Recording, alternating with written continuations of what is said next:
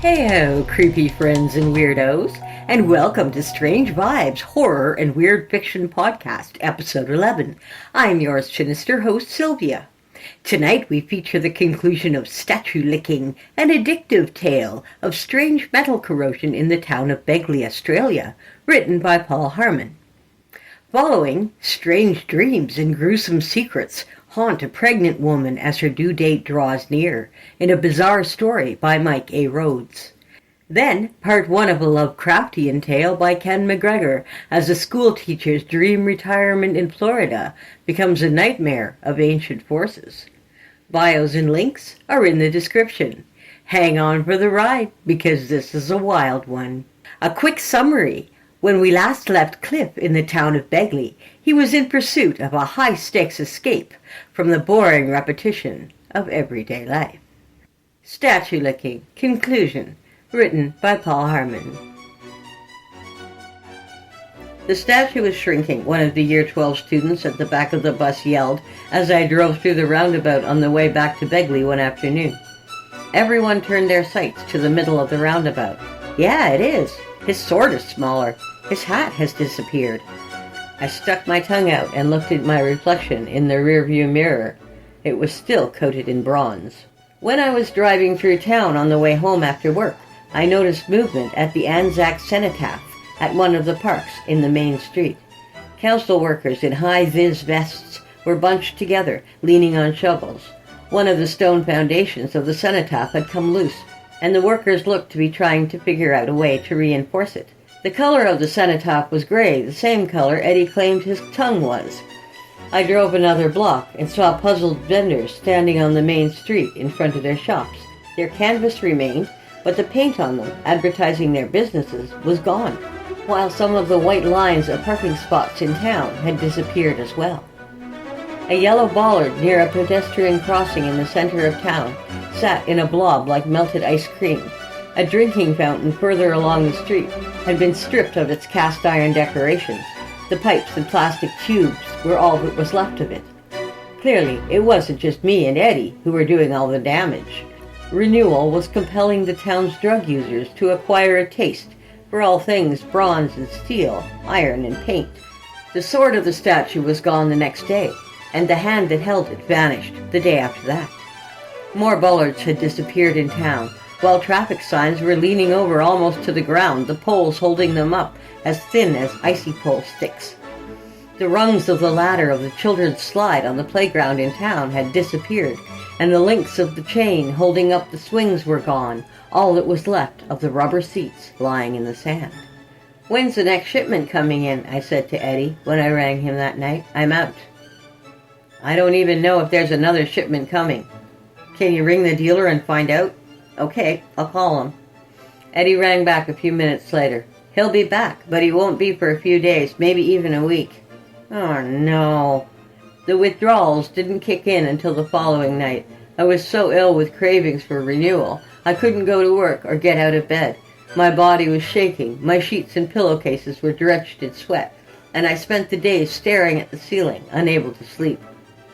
I sent a text to Eddie. My fingers were shaking so much, it took me 9 attempts to send the message. "I'm dying, mate. Can you spare a pill of renewal? Just one? Even half of one?"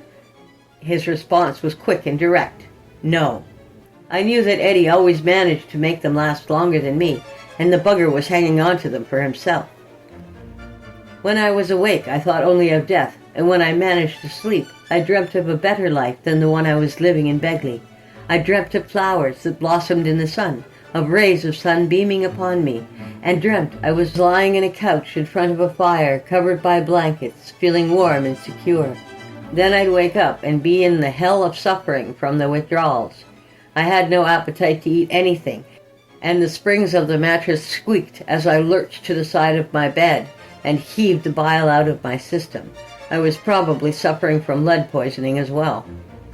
One night I managed to pull myself out of bed and drove across town to Eddie's place.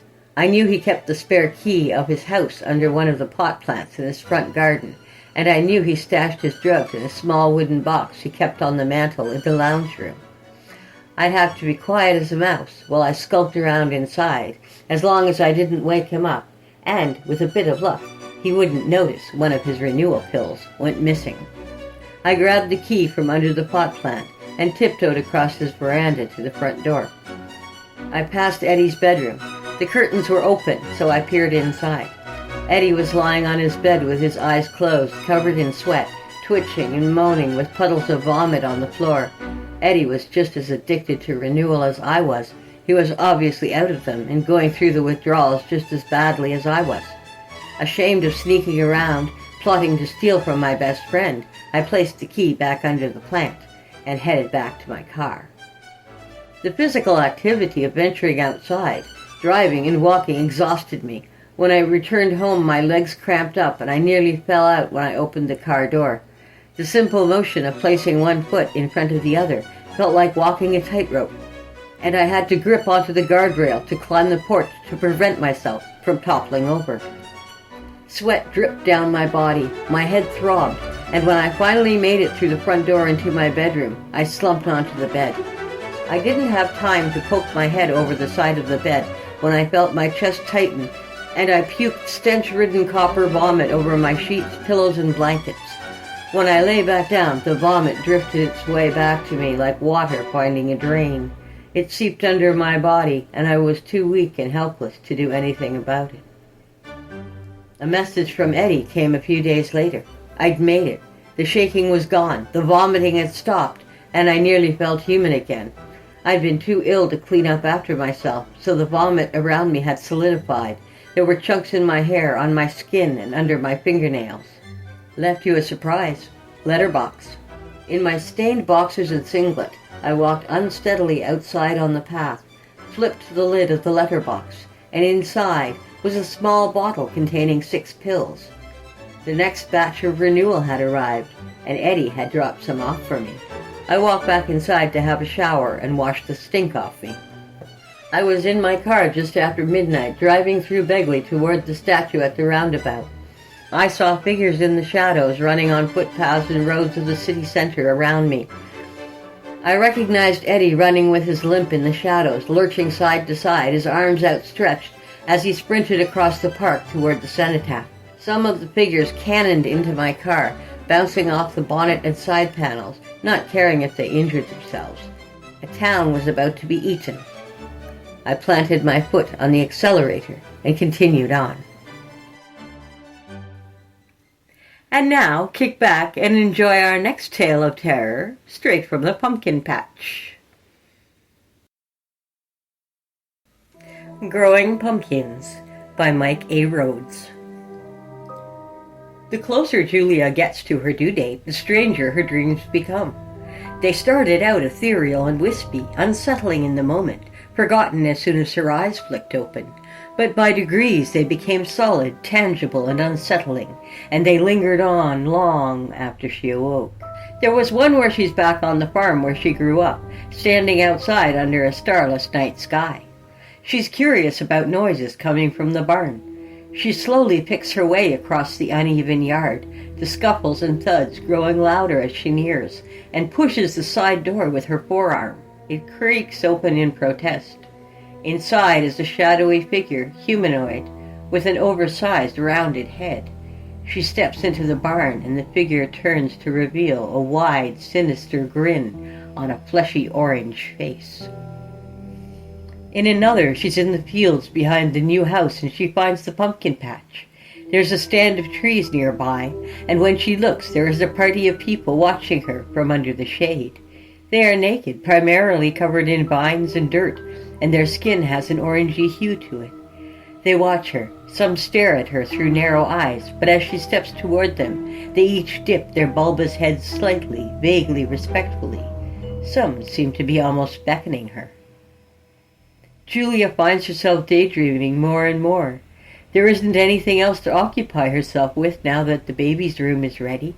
She and Luke have cleaned and tidied the house, and the emergency bag had been packed and repacked and packed again. Besides which, she doesn't have much energy for moving about. She mostly sits and lets her mind wander, imagines what the child will be like, worries about raising it, the birth, remembers her own childhood.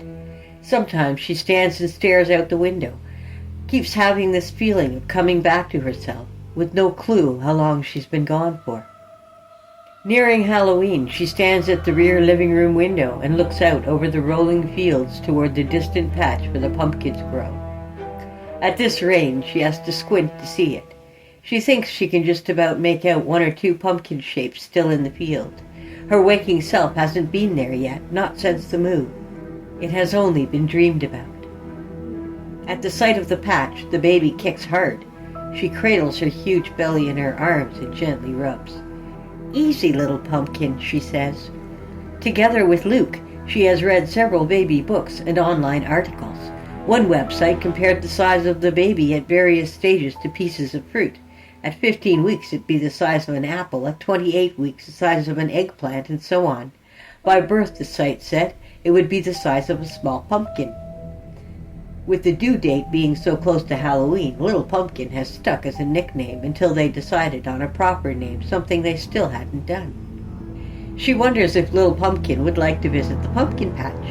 She fancies a walk, but Luke will only fret, and she isn't convinced she's up to it. The front door opens before she can make a decision. Luke is home early, clutching pumpkins under his arm like a basketball coach. Julia and Luke carve the pumpkins, or rather he does. No matter what, she can't quite bring herself to penetrate the rough skin with her knife. She procrastinates, asking Luke about his day, turning the pumpkin around as if looking for the ideal spot to cut on a face. A few times she raises the knife to begin cutting, but then bites her lip, shakes her head, and lowers it again. She tries telling herself she is being silly, and it is only the bump being nicknamed Little Pumpkin which is putting her off. The odd association of it. Hormones. In the end, Julia declares as casually as possible that she doesn't think she'll bother, that she'll give it to the children next door for them to carve, and they can just keep the one Luke has prepared instead. Julia tries not to reflect on her strange dreams too much, but they have come to feel so real, more like recent memories. Try as she might to squash them, to dismiss them, to lock them in her mental vault. They seep through the tiny gaps and cracks in the doorframe, overwhelming and flooding her idle mind. They refuse to be sealed away forever. That's to say nothing of the other thing she just can't repress. The thing wasn't a dream, but a real memory tormenting her over and over in her head in full, traitorous high definition. She hadn't been overly worried, not at first. They'd been trying so long, having so much sex, versus just the one time he'd been doing some handiwork in the garden for them. The previous owners had neglected the garden, a shame for a house backing onto the open country, and they'd hired him to do a few simple chores while they concentrated on the house. A little trimming and pruning, clearing the gutters, planting some bulbs. She barely paid him any notice. Then one day she was at home, and he came to the door asking politely if he could trouble her for a glass of water. They got to talking. He said something about a brother, or possibly a cousin, getting ready for the spring, and they, or possibly another sibling, would find extra work around the harvest. She hadn't really paid attention to or understood all his references. He seemed nice enough, if not a little weird. She remembered he had orange skin, as if he were caked in fake tan. Normally she found that repulsive. Then suddenly, looking back, she can't remember whatever possessed her to do it. He hadn't said anything or touched her in any special way. She hadn't felt any spark or connection with the man. Then suddenly there it was, like a switch had been flicked, like she was under a spell. An unquashable urge had risen from deep inside, taking control. Maybe it was just being wanted, touched at all. Julia and Luke had been so desperate for children. What should be the most exhilarating, stimulating, intimate act had become perfunctory, routine. For a moment, just a moment, as he was on top of her, inside her, he seemed to almost shimmer. He wasn't a man anymore, but the leering, demented, gourd-headed monster from her nightmare. In seconds, the illusion vanished as quickly as it came. As soon as the act was over, she felt sickened and ashamed, and he left. The next day, he didn't return to work, and Julia had been thankful for that. Now, when she replays the act in her mind, she doesn't visualize the man. She can only see that strange hallucination, his head replaced by a smirking jack-o'-lantern grin. He's over her, thrusting, beads of sweat running down his wrinkled pumpkin orange skin and his wart-covered face. When she recalls it, she is certain she can smell a musky vegetable stench. The last time they had sex, before Julia became simply too big and uncomfortable for it, she said something in the heat of the moment, something she had never said before. At the time it sounded to her like the most salacious dirty talk. Looking back, it sounded like dialogue from a bad porn movie. "Fuck yeah," she said. Then impulsively she said something about Luke giving her his seed. She had no idea where, in the passion of the moment, the thought to voice those words came from.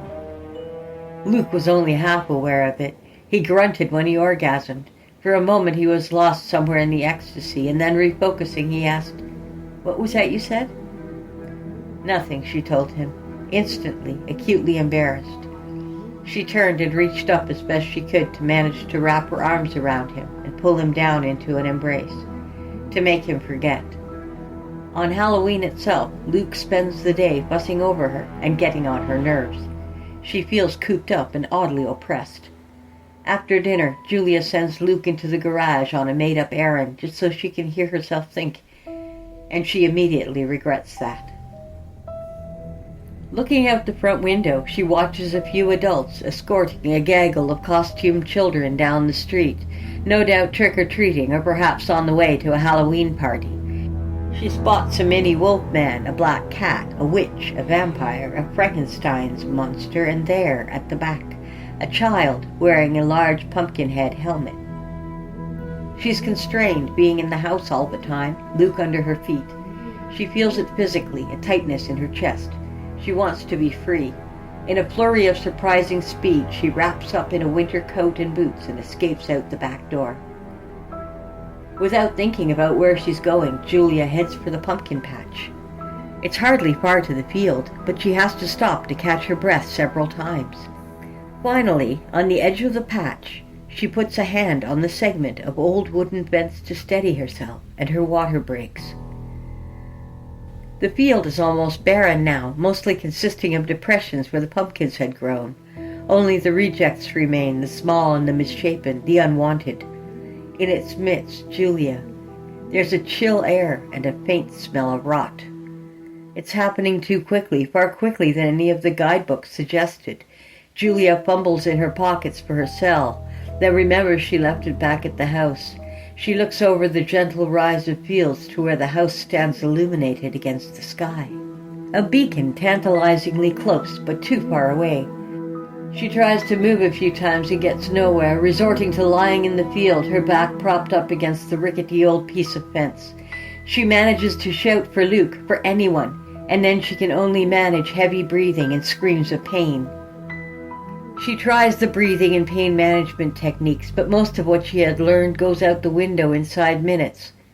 After one particularly strong contraction, she rests her head back against the fence, panting for breath, and thinks she can see them again, those weird figures from her dreams standing in the copse of trees at the opposite side of the field watching her. They look curious, disgusted, expectant. She tells herself she is hallucinating. It's the pain. Another contraction strikes, and when she next looks, they're gone. By the time Luke finds her, it's almost all over. He comes down the fields from the house calling out to her, and when he hears her moans, he comes running the rest of the way. "I wanted to see the pumpkins," she manages in way of explanation, and he instinctively glances around the field before returning his attention to her. He squats, says a few words of encouragement. "It's too quick," she says, "too quick."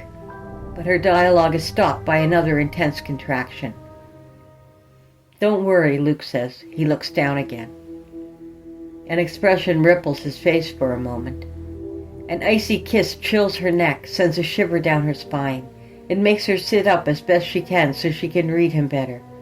"What is it?" she pants. "What's wrong?" "Nothing," Luke says. "Nothing. It must be the light." Out of the corner of her vision she sees him. The man, the one from her nightmares, the one from her bed.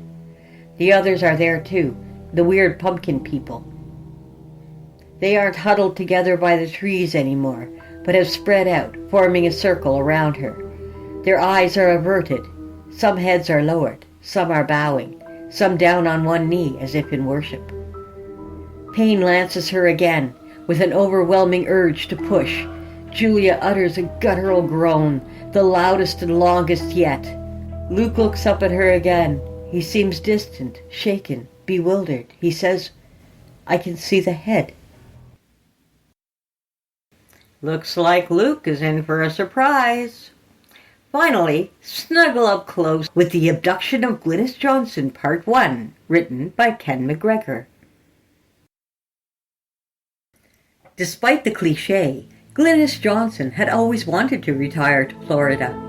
She had been teaching 3rd grade in Michigan since time immemorial and had a tidy nest egg put away. She was quite happy to turn her back on winter for the remainder of her years. Glynnis bought a small house in a nice neighborhood, just a few blocks from the ocean. Close enough to walk, so she did, daily. She stood at the water's edge and gazed out at the vast blue. The Great Lakes were nice, especially in the summer, but this was something else. Standing there, she could feel the immensity of the sea. She loved it. She had moved in September, the very day she would have returned to the school in her previous life. The movers brought everything she owned in a truck. She took her own car, a Crown Victoria. She'd been buying that kind since they started making them back in '55, when she got her first one for her 18th birthday. In all that time, she'd never had an accident or a speeding ticket. She enjoyed driving and relished the trip south behind the wheel of her dependable Detroit Steel. She stayed in a Tennessee hotel overnight. It was a long drive, and at 77, she wasn't up to doing it all at once. She left after the continental breakfast, arriving at her new house in the early afternoon. The movers had set up her furniture and stacked the boxes neatly along the walls, arranged by room. It was nice to see professionalism. Once she unpacked her laptop, she went back to their website to leave a positive review. Glynnis was not one of those old people who was afraid of technology. Her first months in Florida were wonderful. She made new friends quickly. It was easy, as everyone was her age and had also lived in Michigan or other northern states. She found 3 for euchre within a month, and they played every Tuesday. But it was the sea that drew her, a moth to the flame, and she stood on the shore every day, unless the weather was a beast. Then, something odd happened. It started as a tiny aberration, and Glynnis became aware of it only because she stood in the same spot every day. Way out, well beyond the red buoy, was what looked like a small island, which would have been fine if not for the fact there hadn't been one there before. Have I spent too much time in the sun? She decided not to mention it to her Tuesday euchre group, though they talked about pretty much everything. Caution made her keep it to herself. She couldn't help wondering if this was a sign of early onset dementia. She felt perfectly lucid, but would she know the difference? If one is losing one's mind, would one notice? Scary thought. On subsequent trips to the beach, the island grew ever bigger. She watched, fascinated, as it swelled against the horizon. She brought binoculars with her to study this bizarre phenomenon. The island appeared to be yellow or green, or some combination. It was an unhealthy color, like infected pus.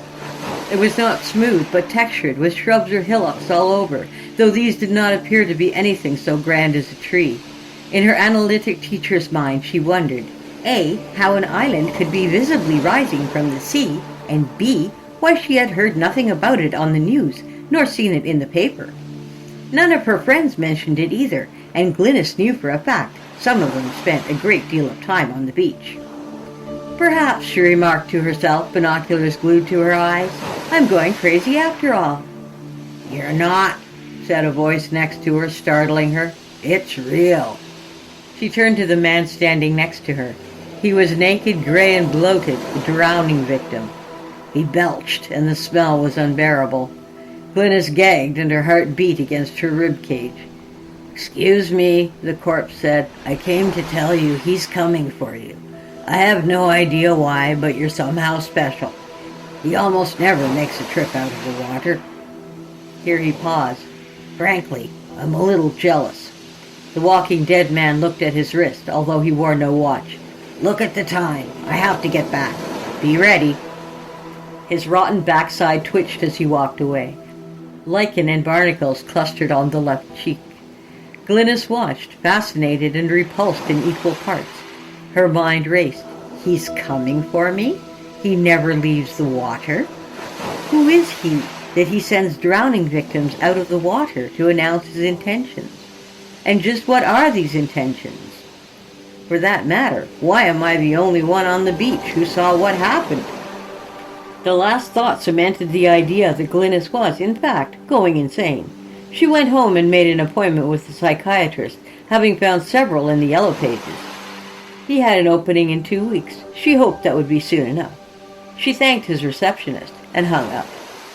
The next day, despite misgivings bordering on actual fear, Glynnis found herself back at the beach, binoculars in hand.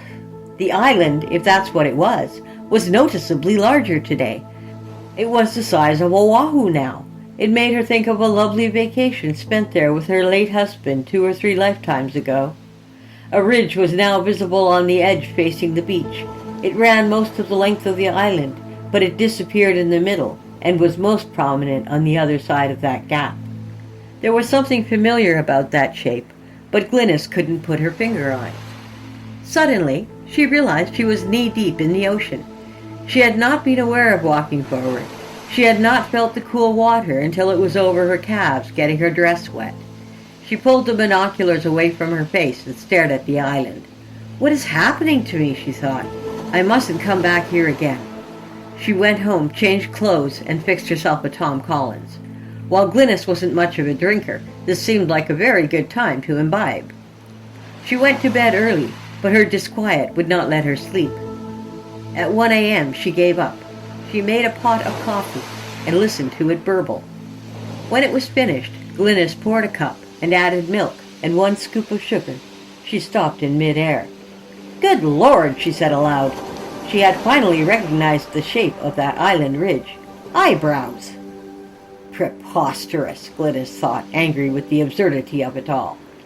She abandoned her cup and pulled on her long coat, proof against the cool wind of Florida evenings. She grabbed a flashlight and walked to the beach. In the houses, only porch lights and night lights were on. When she arrived, she found her spot alone on the public beach. "All right," she called. "You wanted me? I'm here. Goodness knows, I'm probably just an old lady in the early stages of dementia, alone on a beach, talking to an island that only exists in her mind. But I want to know how this plays out, and I'm losing my patience. So if you are out there listening, I'm ready for whatever. Though God only knows what you'd want with a retired school teacher." Nothing happened for almost a minute, which was enough for Glynnis to feel quite foolish and go home. As she turned to leave, she heard the ocean move. It was an immense sound. She looked back to see the tide retreating from her faster than she thought possible. She glanced up and gasped. The island was rising from the water at an astonishing rate, though it was clear now that this was no island at all, but a figure of impossible proportions. What had been visible was just the tip of its head. As the creature's face broke the water, eyes the size of sports arenas, the water reversed course and began pounding the beach. Glynnis tried to run backward, unwilling to take her own eyes off the monster. The ocean let her get a few steps before sweeping her away. She took a quick breath and held it. She hit something hard enough to crack a rib and reached out. Catching hold of a parking meter, she clung on for her life, chest screaming from the twin pains of the fracture and air held overlong. But, as she knew it would, the sea reversed course again and tried to drag her with it.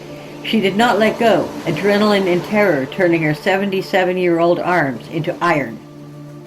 The water was gone, just like that, and she inhaled sweet, salty air, grateful despite the sudden pain breathing now caused. Tune in next week for the gripping conclusion. I hope you enjoyed our offbeat offerings this evening, and don't forget to join me again next Sunday at 9 p.m. Eastern Standard Time for more tales of the mad, macabre, or just plain weird. Until then, my friends, stay strange.